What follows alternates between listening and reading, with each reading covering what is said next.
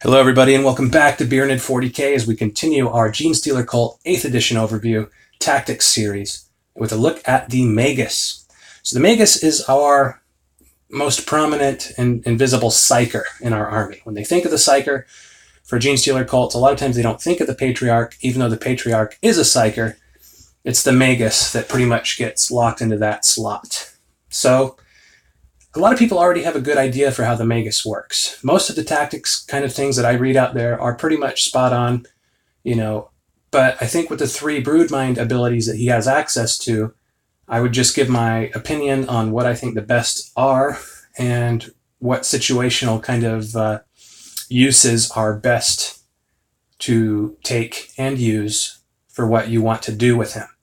The thing about this Genestealer Cult Tactica, if you're noticing, you'll kind of see that everything has a purpose, everything has a function, and we don't stray too far from that once we've already laid it out and begun building our lists. So the Magus, yes, a lot of people already are kind of knowing how to use him, but my thoughts are, I think of him kind of like an artillery battery, a little tiny artillery battery. Why is that? Well, because he can cast mind bullets with Smite, and he has the mind control psychic ability, which lets us take over enemy tanks. Now, I definitely think it's better to let the enemy pay for artillery and then just take it over ourselves. That is such a fluffy thing, and I think that it is the points effective and smart thing to do. It's so great. It makes my Weasley heart happy to know that we have the ability to just commandeer enemy units. There is no better personification of the cult on the battlefield than shenanigans like that. So our first priority when we're taking over something is to look for the enemy's strongest tanks, okay? But another thing to think about is enemy plasma. I think that is your second priority, enemy plasma. Why? Because you can overcharge it. And since he's trying to hit a model, that's possibly damage on 2 units, the model that you're targeting and the gunner himself if you're overcharging that weapon.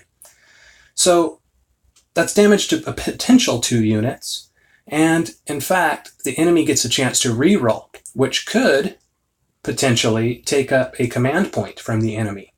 So that's awesome to me. Yes, it's not going to happen every single game and every single time that you use that ability, but I think that it's great, and it kind of helps him magnify what he's actually doing there and cause the biggest sap to the enemy forces. See, in the military here in the US, we have what's called sappers. And these are saboteurs that go behind enemy lines, and they basically take out enemy resources. And the ability to do that is awesome, to take out a potential command point and target the enemy's fire at his own units, and potentially through overcharging that weapon, hurt the model itself. So that, to me, is the ideal way to use the Magus. So, simply put, to summarize all of that, mind control is a greater battlefield presence for this little tiny model.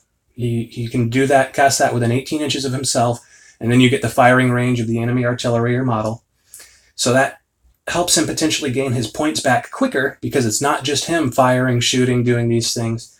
He's taking over the enemy things, which are much bigger guns than himself, and hopefully getting back points much quicker. And it gives us access to heavy weapons without spending the money on it. So another idea for him is to use mass hypnosis and stay with the Acolyte squads. So the Acolyte squads, as I described in the troops video, really benefit from a Magus staying close to them, using mass hypnosis to cast on an enemy unit before assaulting in. So when you're monster hunting with a little 5-man unit, taking away that enemy's power to overwatch is a great thing. It's situational, but it's something to keep in mind. If you are bringing a Magus, maybe think about, making a force multiplier out of those acolytes. So this guy's force staff is decent in close combat. This kind of goes back to what I was talking about in terms of artillery with the Magus. He has a decent close combat thing. So if you're keeping him with the acolytes, like I was just talking about, consider bubble wrapping tanks after they've done their, monster hunting or whatever survivors are there. You got 1 unit or 1 model left of a unit here, 2 models left of a unit there. You have the Magus, one familiar. That's enough to bubble wrap a tank, okay? Especially if he's near some terrain or something like that. Again, it won't happen every game, but it's a possibility that you rush these guys in and you surround it, and then it can't move. So a tank that can't run away is pretty useless. And once you start bringing down those wounds, they start having the ballistic skill of an orc or something, you know, hitting on 5s, hitting on 6s. So it's something that really messes up the enemy. And again, after you bring wounds down, since the Magus does have a 4 staff, you can potentially be knocking wounds off of these things. Once you get it dead enough to where you've basically, it's so crippled that its effectiveness, it's almost dead to the army, consider falling back and moving on. So the synopsis, all of these things taken into consideration.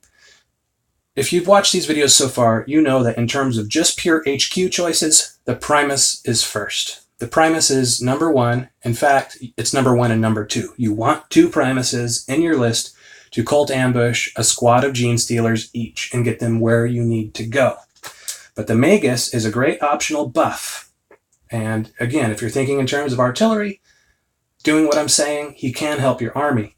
But I ask that if you are currently running a list with a Leman Russ and a Magus, consider swapping both of those out, pull them both out of your list for a single Patriarch. It's less points, but it can do everything that the Magus does, and I feel, in my experience, that the Patriarch outperforms a Cult Leman Russ in your army. So there's benefits to having less units on the table. You know, having the least units means you're likely going first, which again helps out your cult ambush. So it's just something to think about. If you're running a list already, it has a Magus and a Cult Leman Russ, consider pulling those out and putting in a single Patriarch. But other than that, everything that I've said for the Magus applies if you are running one. So I hope that was useful for you. I'm interested to know your thoughts. I've been enjoying our conversations in the comments below these videos in the Tactica series, and I'd appreciate if you left your thoughts in the comments for this video. Did I give you something that perhaps you hadn't thought of before? Are you already running the Magus in a way similar to this?